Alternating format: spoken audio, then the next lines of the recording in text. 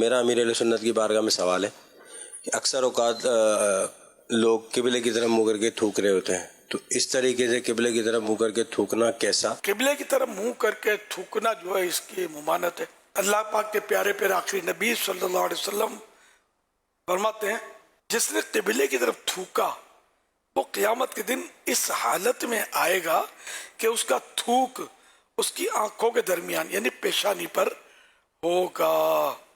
ایک امام نے قبلے کی طرف تھوکا، سرکار صلی اللہ علیہ وسلم کی بارگاہ میں شکایت آئی اس کی، تو آپ نے فرمایا کہ یہ تمہاری نماز نہ پڑھائے، یعنی اس کو امامت کے لیے منع کر دیا گیا۔ کعبے کی طرف تھوکتا ہی، کعبے کی طرف نہیں تھوکنا چاہیے، احتیاط کرنی چاہیے۔ اب یہ کہ کعبے کی توہین کی نیت نہیں ہوتی انسان کی جب تھوکتا ہے، یہ ذہن میں رہے کہ اگر کوئی معاذ اللہ کعبے کی توہین کی نیت سے تھوکے گا تب تو کافر ہو جائے گا۔ کعبے کی تعظیم یہ فرض ہے اور توہین کفر، یہ نیت نہیں ہوتی، بس غفلت کی وجہ سے لوگ تھوک رہے ہوتے ہیں۔ اب بعض اوقات تو پتہ بھی نہیں ہوتا اور تھوک رہے ہوتے ہیں، تو اب اس پر ظاہر ہے کہ کوئی کیا دفعہ لگے گی۔ تاہم یہ کہ کعبے کی طرف جب پتہ ہو تو تھوکنا نہیں چاہیے۔ اسی طرح پیشاب وغیرہ بھی نہ کعبے کی طرف منہ کر کے کرنا چاہیے نہ پیٹھ کر کے، کہ یہ دونوں صورتیں حرام ہیں۔ منہ کرنے کو بولتے ہیں استقبال قبلہ، پیٹھ کرنے کو بولیں گے استدبار قبلہ۔ تو یہ استدبار قبلہ ہو یا استقبال قبلہ ہو، پیشاب کرتے وقت یہ حرام ہے۔ بعض لوگ یہ کرتے ہیں، جو اب سن لیا نا تو تھوڑا محتاط جن کا ذہن ہوتا ہے وہ تھوڑا سا وہ کروس کر لیتے ہیں اور یہ سمجھتے ہیں کعبے کی طرف آ رہا۔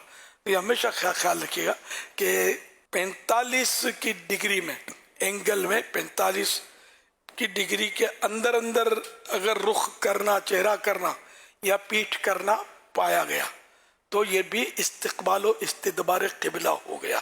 تو اس لیے آپ کریں تو 45 ڈگری سے زیادہ ترچھا کر دیں قبلے سے۔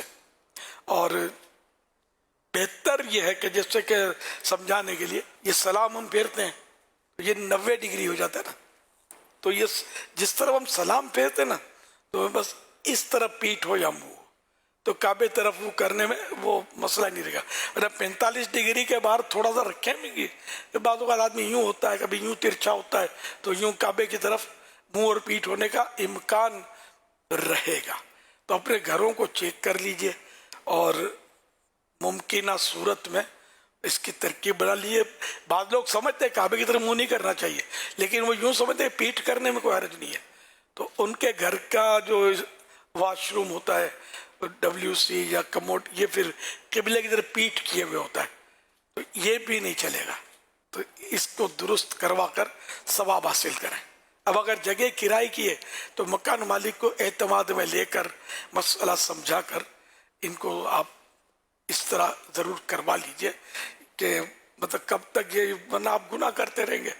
اس طرح اگر قبلے کی طرف منہ یا پیٹھ کرتے رہیں گے تو ظاہر ہے کہ قصداً جان بوجھ کر جو ایسا کرے گا گناہ تو کرے گا نا، جبکہ کوئی سی صحیح مجبوری بھی نہ ہو۔